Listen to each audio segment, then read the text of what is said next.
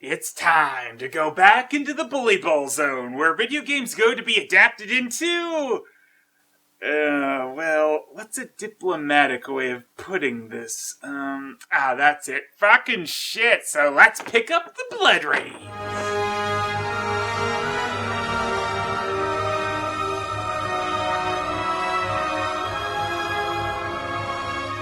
Now, there were a lot of reasons why the BloodRayne games were popular. Their complex stories, their interesting characters, Okay, fine, it was 'cause boobs, but hey, at least Rayne was a strong female character, so you could enjoy the games for that as well. And along the same notes, let's not forget that Rayne was the first video game character in Playboy. That was so not what I expected when I heard Rayne was going to be the first video game character in Playboy.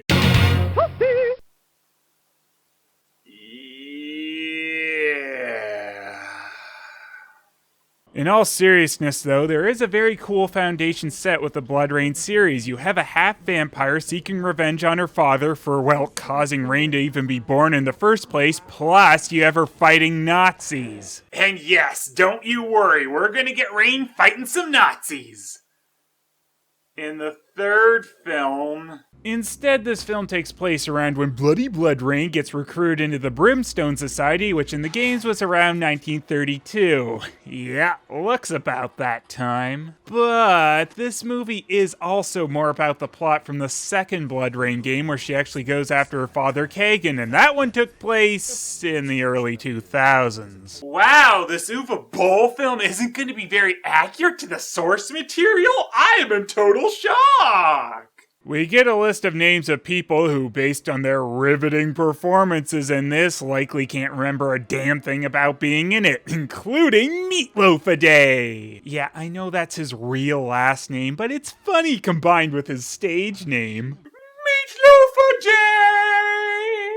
Well, that was stupid, so let's get into the main stupid, which starts with one of those art imitating life things. Or is that supposed to be life imitating art? Whatever, Michael Madsen is heading off to a bar, which is appropriate since he spent most of his time on this movie drunk off his ass. But he's working on an Uwe Boll film, so can we really blame him? Sure can! Blame! Yes, sir. What can I get for you? A glass of absinthe. I hate people ordering absinthe! What, vampires aren't allowed to order drinks? What a world. This here is Michael Madsen's "So I'm here for the paycheck" expression, which, shock of shocks, you'll have pasted on his face for this thing's runtime. And while he's going, Michelle Rodriguez is going, Okay, well, I made up the sleepwalking through their roles noises for Madsen and Rodriguez. I really don't have to for Kristana Loken. That's 50% of her dialogue.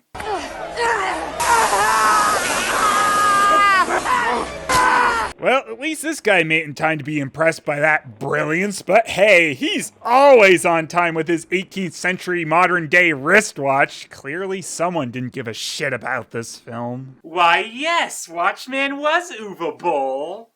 How long do you think it will take to get there? Oh, sorry, I just fell asleep with my eyes open again. Next up, it's Will Sanderson, looking very out of place, but hey, he's only here because he's Boll's buddy and probably lost another bet with him, and here's his punishment. And playing the role of Kagan, Rayne's father, is Ben Kingsley. I think we can forgive his dead-as-fuck performance, though, as I'm sure someone told Uwe Boll that a vampire technically wasn't alive, so he directed Kingsley to play the role like a corpse. There was an incident at BloodRayne at the Sherman Carnival. A Damphia, a young woman. Then she is alive, the little one who slipped through my fingers. So because Kingsley hears there's a female Damphia in existence, he figures it has to be his daughter, who he wasn't even sure was still alive. Sure, he's right, but that's just because his character is using the script peek cheat code. You must find her. She poses a threat to my plans. Yes, I was going to be the best attraction in the carnival. She's making my act look like complete rubbish, I tell you. Really, though? Her mere existence is a threat? I think you're jumping the gun a bit, Kingsley. I mean, how bad could her mere existence be?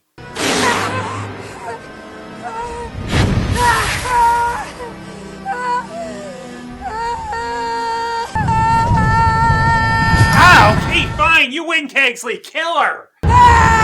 BloodRayne is screaming about her amazing carnival escape, which was when we really learned something about her character.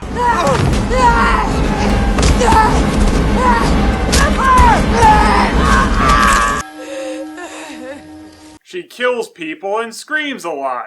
Character! I have yet to see the point in finding this carnival. Or the point of delivering lines with any sort of conviction. Listen, you two. When has a vampire ever been held in captivity? Let alone by a circus troupe. She may be the one. So because she is so wonderfully pathetic to get captured by a circus troupe, she's a must recruit? What is this, a Uwe Boll film? I got me!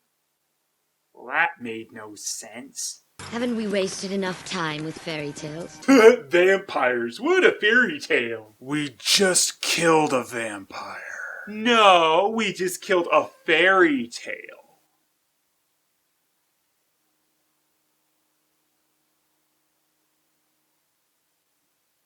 This is the work of a young vampire. Can you tell how old a vampire is by its teeth marks? I'd like to know what the indicator of age was here. Well, we learned that Rain has bitten her best friend in her blood raging last night. How do we know this was her best friend? Well, because we were shown this scene early of her talking at Rain while she restrained herself from grunting or screaming. Rain, take my sword!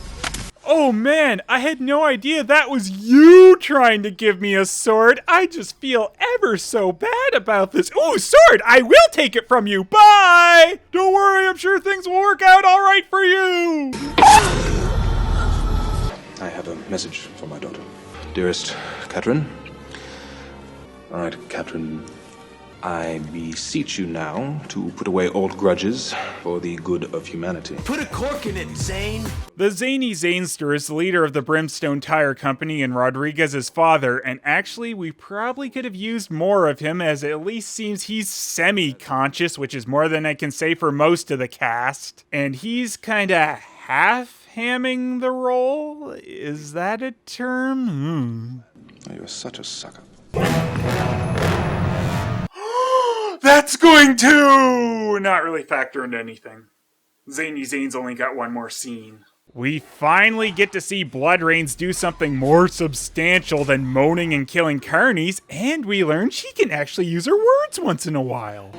I will not harm you. I only wish to kill vampires. Or best friends, but seriously, I needed those swords that she was gonna give me anyway. Alright, so let's actually get into some real character development for Rain.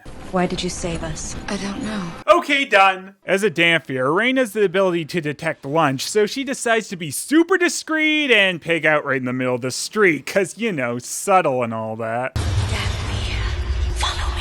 Oh geez, someone's seen that? It's rare to see a live Dhampir. Mostly they die at birth. Generally they're exterminated. You've hidden well. Oh yeah, with such stealth techniques like we just witnessed, no wonder she hid so well by being captured by a carnival. You guys sure there aren't any other Dhampirs around to be the chosen one? Kinda seems like you're just settling. Kagan's not a man, he's a vampire. And you are his creation. He killed my mother. Dhampirs are rarely a product of a happy union between a vampire and a human. You lie. Okay, fine, sure, yeah, there's lots of happy human vampire couples, like... the one in, oh, Twilight! There is an ancient talisman, an eye that Kagan seeks. If you possess it, you will certainly get an audience. You will be doing the entire world a great service keeping this from Kagan. Keeping it from him, as in using it to get an audience with him, doesn't quite seem like that's the best way to keep it from him. Besides, I think that whole I'm your Dhampir daughter shit might be interesting enough to gain audience, but whatever. Thank you, random plot exposition woman. Sure glad I lucked into you. Oh man, I seen her ride off on a horse. That sure tells me nothing. Oh wait, no, that of course means somehow I heard the conversation. This Dhampir is now in search of the eye.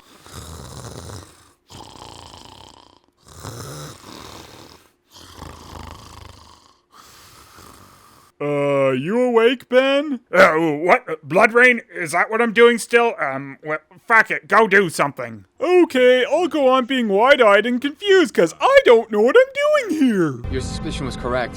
Domesteer's on the move. Yeah, I was right. Celebratory drinks. Last one to the bar's buying. Of course, before Rain can get to the Eye of Sauron, there's a boss battle waiting for her. Now, in the game, there were these zombie-like creatures known as mutates, but I don't know if that's what this is supposed to be, and we aren't going to get any explanation for what this is, so I guess this is just another one of those fairy tales that are commonplace. And next up is a puzzle room. You know, I don't know why people keep saying Boll doesn't translate video games well. Boss fights, puzzle rooms, he's got it.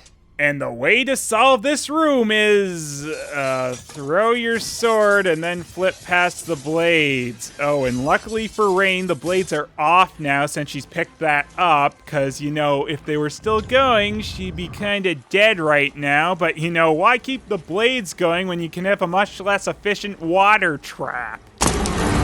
Guess they're only figuring on vampires going to get the eye, as water is fatal to them within this lore and annoying to Damphirs. But that's okay, because looking at the eye makes you absorb it, also ridding you of the water weakness. So the monks set the trap up so if you actually get the eye, the only thing to stop you will be what you're now immune to.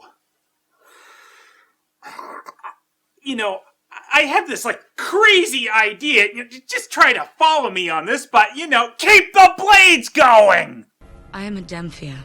So Kagan's own offspring is his enemy? Okay, did everyone use the script peek cheat? I know Damphirs are rare, but one existing doesn't mean it's Kagan's. Monkey Boy is all like, I can't let you leave with the eye, but luckily one of those convenience attacks occurs at the end of their conversation to resolve that little bit of nothing. And good thing Kagsley has sent the best to lead the attack with Will Confuserson, as he can barely handle an old fat monk with a pole. But luckily the no-shit society is here to save the day, and Madsen is either now too drunk or too lazy to bother swinging his sword around, and Rodriguez has to keep saving his ass with projectiles. Gore, gore, gore, gore. Good movie, right? Yeah! You know, I especially like the silly bit here of chopping up the already hacked up guy on the ground. Never can be too sure, huh? But would you look at this? Rain is actually holding her own here. Perhaps Sleepy, Dopey, and Grumpy were right to seek her out, and she's got herself captured again. Chosen one! Hey, this is a vampire movie. We should have a scene where he does in a peasant woman. Huh, there we go. Yeah, I feel we really accomplished something there. And did Confuserson just really get confused here? I mean, here were his orders back at the fight. Kill her. So now that he's got an easy opportunity to kill her, nope. Instead, just take her to Meatloaf-a-Days, where he's sporting an awesome wit, real hairs, and guess what? The mightiest of all vampires. He's actually fully awake! You did it, Meatloaf-a-Day! You win the You Stayed Awake During Your BloodRayne Roll award! And I bet he highly regretted that. You give it to me. Well, you know what they say, an ear for an eye. No one says that. Luckily, the No Shit Society is here to save the day. Again. It's almost like there is no point to this other than learning that sunlight kills Meatloaf-a-Days. Oh, and BloodRayne has to cover herself up cause sunlight. You know, cause she's a Damphyr, which are supposed to be immune to sunlight, but whatever. But you know, everything handles these things differently, and actually, in the games, Rain couldn't go out in the sun either. So, you know, I guess that explains Rain's obvious suntan in this film. If she was simply a vampire, crossing the water would kill her.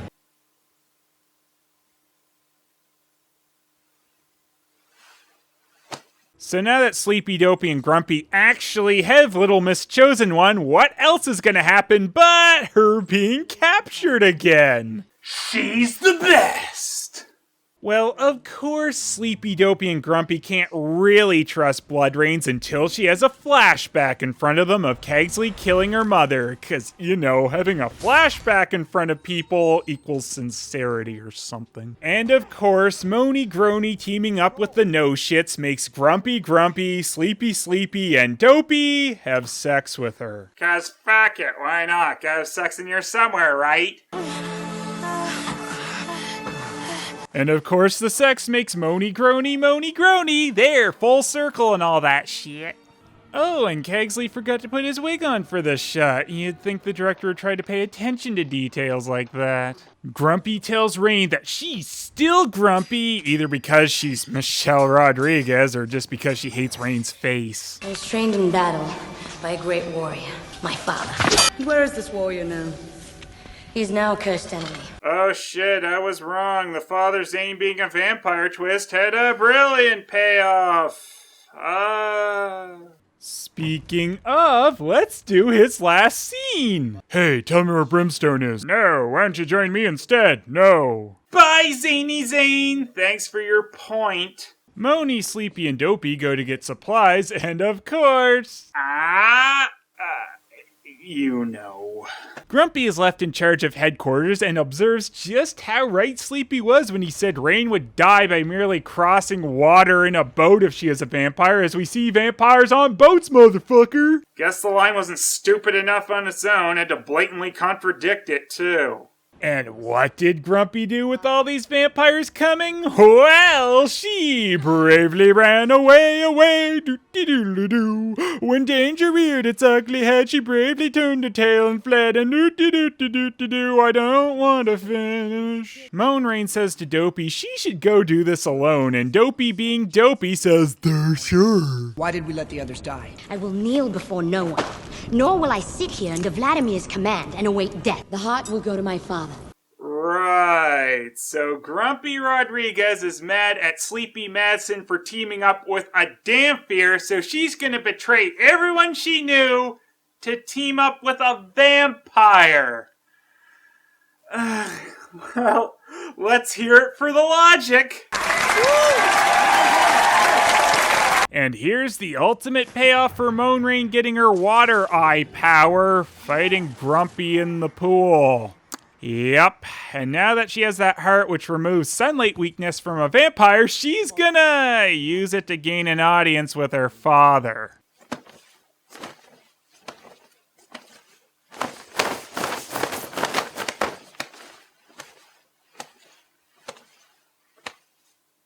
Prepare to witness the beginning of a new era. Yeah, a single vampire will be able to walk in the sunlight now. New era.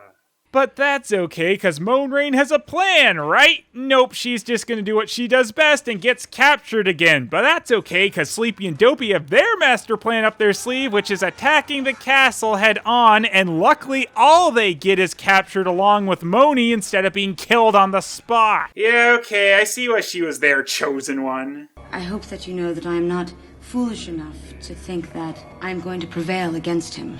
But I do not intend to stop fighting for a second. Now that's exactly the half-assed attitude we love at the No Shit Society. Nor will we. What? Nor will we. Someone wake Madsen up again, he's mumbling in his sleep and we're trying to film. BloodRayne and Kegsley finally meet head-to-head, and it's actually given serious dramatic weight. I should thank you now that Brimstone is eradicated and you have so kindly handed me the heart. I would never have believed it would have been so easy. If you live through this, which is unlikely, you may remain here in my castle. I would sooner rot in your dungeon than sit at your table. So be it. Ha! Fooled you! Oh, no one believed me anyway. Thrall, my companion is gone. I don't know what's become of him. And I don't know what was worse, Madsen's I'm not even giving the remotest ounce of a shit to the believability of the line, or the guard going for it even if it wasn't delivered like, hey, come help us escape. So just when it looks like Kegsley will be able to extract the eye and become the ultimate power, because sunlight and water not being able to kill him obviously means that, it's all foiled because he wasn't counting on 2 people to interrupt.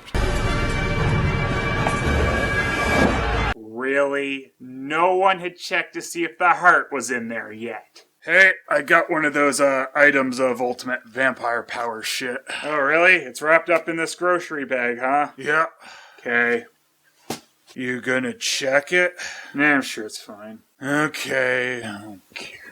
Clearly outraged, Kegsley and Sleepy engage in an epic battle. This is the end of Brimstone. Wow, could Madsen have given less of a shit? That's gonna be one of the most apathetic deaths I've ever seen. Get off. Come on, get off. Ugh. Really? You've killed me? Wow, I can't believe it. Well, I'm dead, I guess. Meanwhile, Dopey and Confuserson double kill each other! I'll refer you back to the Madsen face to show you how much I care about that. Oh look, Uwe Boll decided to simulate frame rate dropping within a game. He's totally got this adaptation thing down, come on! And besides, it looked absolutely fantastic! Give me the heart and I shall spare your life. Let me cut out your heart and I will spare your life. Do I even need to... Oh wait, I lied. Zany Zane's back with the ultimate fight rules. It's a walk-off. It's a walk-off.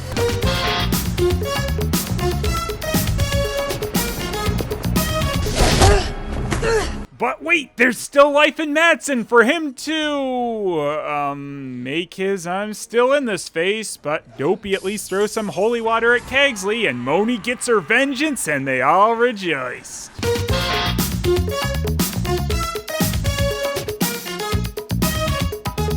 So now with her dope friend dead and now surrounded by a bunch of pointless death and destruction, what else is there for BloodRayne to do but sit in her father's throne and look into the camera and then proceed to have a flashback over the events of the film? This lasts for 3 minutes and 23 seconds and she comes back from it smiling. Why? Cause she's getting a laugh from wasting your time, and then she rides off in the sunlight. Oh man, what a twist. Allow me to show you something to express how much I care.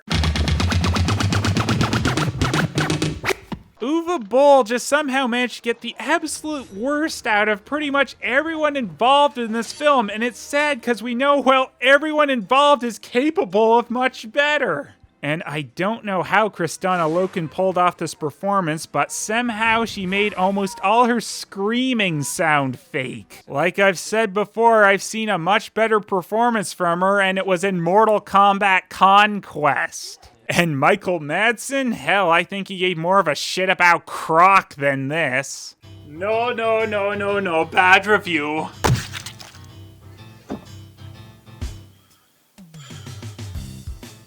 Really? No, you don't say it right, Phelous. You see, you're dead here, so you should play it more like you're a corpse. Alright, let's try it again. Less enthusiasm.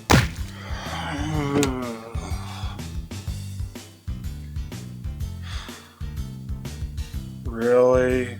No, I can't work with this. You don't do it right. I instead leave you with no direction and I go get drunk. Whatever. Let's saddle up and get ready for BloodRayne 2! It's in a Western setting. No, I don't know why. I don't like this movie, doesn't look too friendly. This monster seems so fake. My nerves are gonna break. Phelous, don't let me down. You need to be around. Grab that running one up and blast that single new one. This movie looks shitty. Phelous, so Phelous, bring a multi-comedy of Phelous, so Phelous, and some horror movies, so Phelous, so Phelous. I don't care about how you sound, but Phelous, so Phelous. What's your opinion about?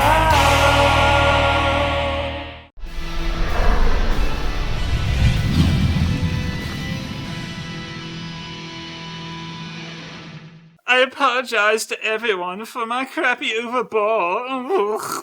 I am going to suck at doing this review. But it's too late because you've already watched it.